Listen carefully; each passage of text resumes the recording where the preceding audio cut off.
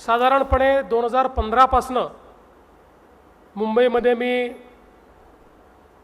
महालक्ष्मी सरसचं आयोजन बघतोय।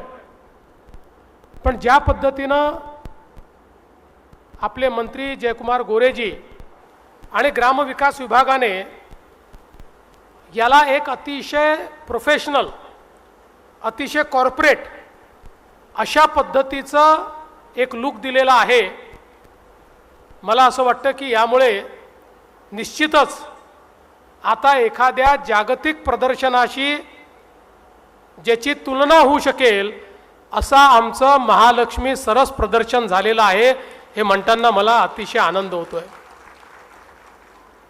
आज आपल्या देशामध्ये नारी शक्तीचा जो काही सन्मान आहे तो करण्याच्या दृष्टीनं आपले माननीय प्रधानमंत्री नरेंद्र मोदीजी यांनी अनेक पावलं उचलली। मोदीजी हे सातत्याने सांगतात, विकसित भारताचं स्वप्न पूर्ण करायचं असेल तर आमच्या देशातली जी नारी शक्ती आहे, या नारी शक्तीचा उपयोग देशाच्या विकासाच्या वाटचालीमध्ये आपल्याला करावा लागेल। आणि ज्या क्षणी ही नारी शक्ती मानव संसाधन म्हणून देशाच्या अर्थव्यवस्थेमध्ये सहभागी होईल, त्या क्षणी भारत विकसित होईल। आणि म्हणूनच मोदीजींनी नारी शक्ती सक्षमीकरणाच्या अनेक योजना या ठिकाणी सुरू केल्या। मला आनंद आहे, त्यांच्या नेतृत्वात गेल्या 10 वर्षात महाराष्ट्रामध्ये उमेदच्या माध्यमातून असेल, मविमच्या माध्यमातून असेल, ग्रामविकास विभाग, महिला बाल कल्याण विभाग, या सगळ्या विभागांच्या माध्यमातून मोठ्या प्रमाणात महिला बचत गटांची चळवळ ही आपण चालवली आणि कोट्यवधी लोक या चळवळीशी महिला जोडल्या गेल्या। अनेक कुटुंब यातनं लाभान्वित झाली आणि अनेक महिलांनी आपल्या स्वतःच्या बळावर आपल्या बचत गटाच्या माध्यमातून आपली उत्पादनं तयार केली, बाजारपेठ मिळवली, ग्राहकांमध्ये आपलं चांगलं नाव तयार केलं आणि त्यातनं बचत गटासोबत आपलं कुटुंबही सक्षम करण्याचं काम हे माननीय मोदीजींना जे अपेक्षित होतं ते आमच्या महिलांनी करून दाखवलं। आज आपण पाहतोय महालक्ष्मी सरस ही आमच्या बचत गटांना उपलब्ध करून दिलेली बाजारपेठ आहे। कारण इतकं चांगलं दर्जेदार काम, दर्जेदार उत्पादनं ही महिलांनी तयार करायची, पण बाजारपेठेच्या बाबतीत मात्र त्या स्पर्धा करू शकत नाहीत। त्यामुळे चांगली उत्पादनं असून देखील उचित बाजार आणि त्यामुळे उचित ग्राहक न मिळाल्यामुळे कुठेतरी या उत्पादनांचा पाहिजे त्या प्रमाणात फायदा होत नव्हता।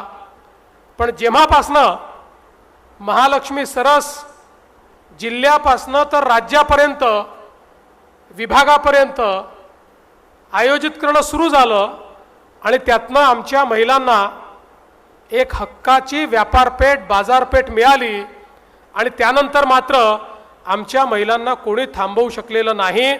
आणि दरवेळेस मी इथे येतो, इतक्या नवनवीन प्रकारच्या वस्तू मला पाहायला मिळतात आणि मला तर अतिशय आनंद झाला की आमच्या अगदी सर्वसामान्य महिलांपासनं तर ज्यांनी फूड टेक्नॉलॉजीची डिग्री घेतली आहे अशा महिलांपर्यंत आता बचत गटाच्या माध्यमातून केवळ दर्जेदार उत्पादनं नाही, त्याचं उत्तम पॅकिंग आणि पॅकिंगवर त्याच्यात कुठले पदार्थ वापरले आहेत, त्याची न्यूट्रिशनल व्हॅल्यू काय आहे, त्याचा काय फायदा होणार आहे, अशा सगळ्या गोष्टी प्रोफेशनली नमूद केलेल्या आपल्याला पाहायला मिळतात। त्यामुळे मला विश्वास आहे की आता कोणाशीही कॉम्पिटिशन करण्याकरता आमची बचत गट तयार आहेत। महालक्ष्मी सरस तर काही काळाकरता आपण घेतो, पण या ठिकाणी जो प्लॅटफॉर्म उमेदचा आपण तयार केला आहे ही व्हर्च्युअल मार्केट प्लेस आहे.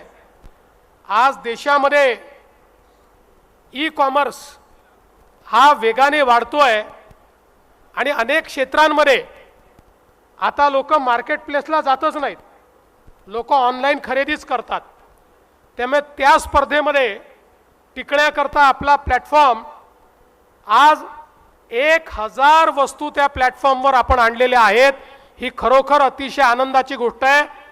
मी या कार्यक्रमाच्या माध्यमातनं आणि आमच्या माध्यम प्रतिनिधीच्या माध्यमातनं संपूर्ण महाराष्ट्रातल्या जनतेला सांगू इच्छितो, तुम्हाला जी ऑनलाईन खरेदी करायची आहे आमच्या प्लॅटफॉर्मवर येऊन करा. आमच्यापेक्षा दर्जेदार वस्तू तुम्हाला कुठेच मिळणार नाही. सर्वात दर्जेदार वस्तूंचा प्लॅटफॉर्म हा उमेदचा प्लॅटफॉर्म आहे आणि तुम्हाला जे पाहिजे ते जवळजवळ सगळं या प्लॅटफॉर्मवर या ठिकाणी उपलब्ध होत आहे. आता जयकुमारजींनी सांगितलं, आमच्या डोक्यात होतं की एक परमनंट बाजारपेठ ही आपल्या महिलांना मिळाली पाहिजे आणि म्हणून आता 20 जिल्ह्यांमध्ये उमेद मॉलचं काम आपण सुरू केलं आहे. उरलेल्या 16 जिल्ह्यांमध्ये लवकरच आपण करू आणि अगदी आमचा प्रयत्न असेल की पुढच्या 5 ते 10 वर्षामध्ये तालुक्यापर्यंत आपल्याला उमेद मॉल कसा नेता येईल की जेणेकरून एक मोठं नेटवर्क, जसं अलीकडच्या काळामध्ये मोठ्या मोठ्या चेन असतात तशी उमेदची चेन, कोणालाही काही घ्यायचं असेल तर तालुक्यात तो उमेदच्या दुकानातच गेला पाहिजे, अशा पद्धतीची मार्केट प्लेस ही तयार करण्याचा प्रयत्न आपल्याला भविष्यामध्ये करायचा आहे.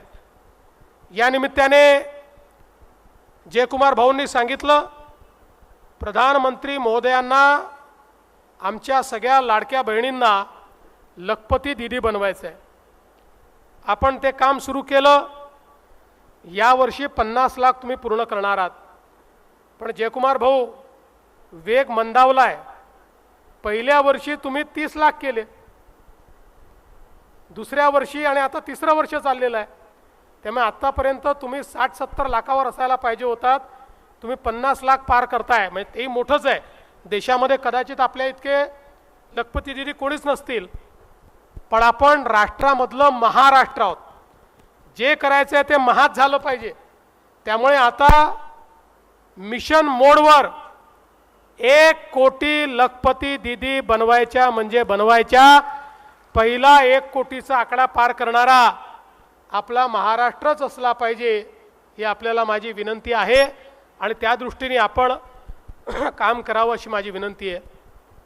एक अजून माझी या निमित्ताने विनंती आहे, आमचं महिला आणि महिलांचे बचत गट आणि संस्था एक पॉवर इंजिन आहे, एक पॉवर हाऊस आहे आणि म्हणून समाजाच्या पर्यावरणाच्या विकासाकरता देखील यांचा उपयोग करून घेणं हे अत्यंत महत्त्वाचं आहे. आपण महाराष्ट्रामध्ये 300 कोटी झाडं लावण्याची एक मोहीम हातामध्ये घेतली आहे. माझी विनंती आहे की आपल्या उमेदच्या माध्यमातून एक योजना तयार करा, ज्या योजनेमध्ये बचत गटांना नर्सरी तयार करण्याकरता आपण निधी उपलब्ध करून देऊ. नर्सरी तयार करण्याचं कामही ते करतील आणि त्यासोबत दरवर्षी झाडं लावणं आणि त्या झाडांची निगा ठेवणं याकरताही जे काही आवश्यक त्याचा खर्च आहे तो खर्चही आपण उपलब्ध करून देऊ. त्यामुळे 300 कोटी झाडं जी महाराष्ट्रात लावायची आहेत त्यामध्ये महिला बचत गट या मोठ्या प्रमाणात सहभागी होतील. त्यांच्याकरता ते व्हॅल्यू प्रपोजिशन देखील असेल, 2 पैसेही त्या महिला बचत गटाला मिळतील आणि त्यासोबत मोठ्या प्रमाणात पर्यावरणाचं साधन, त्या ठिकाणी फळांची झाडं लावली तर पुढच्या काळामध्ये त्याचा फायदा त्यांना मिळेल. वेगवेगळ्या प्रकारच्या वनस्पती लावल्या तर औषधाकरता त्याचा फायदा मिळेल. त्यामुळे असं एक व्हॅल्यू प्रपोजिशन आपल्याला तयार करायचं आहे. त्यामुळे माझी विनंती आहे जयकुमारजी, तुम्ही आमचे कदम साहेब आणि डवले साहेब बसून या संदर्भातला एक आराखडा तयार करा। राज्य शासनाच्या वतीनं त्याला सगळी मदत ही पुढच्या काळामध्ये आम्ही निश्चितपणे करू। मी आज या ठिकाणी मनापासनं आपल्या सगळ्यांचं अभिनंदन करतो। विशेषतः जयकुमारजीने जे सांगितलं हा आमचा देखील अनुभव आहे। आज वेगवेगळ्या माध्यमातनं 48,000 कोटी रुपयाची कर्ज हे आपण महिला बचत गटांना दिली आहेत, पण त्यातला एकूण एक पैसा वेळेवर परत येतो हे देखील आम्ही अनुभवलेलं आहे। त्यामुळे तुम्हीच असे कस्टमर आहात की ज्याला डोळे मिटून पैसे देता येतात, जे कधी पैसे बुडवत नाहीत, पैशाचा अपव्यय करत नाहीत, कमावलेले पैसे व्यसनात घालवत नाहीत। पैशाचा सदुपयोग करणाऱ्या जर कोणी असतील तर समोर बसलेल्या आणि महाराष्ट्रातल्या माझ्या लाडक्या बहिणी आहेत, आणि म्हणून यांच्याकरता आम्ही सदैव तुमच्या पाठीशी उभं राहू हा विश्वास तुम्हाला देतो।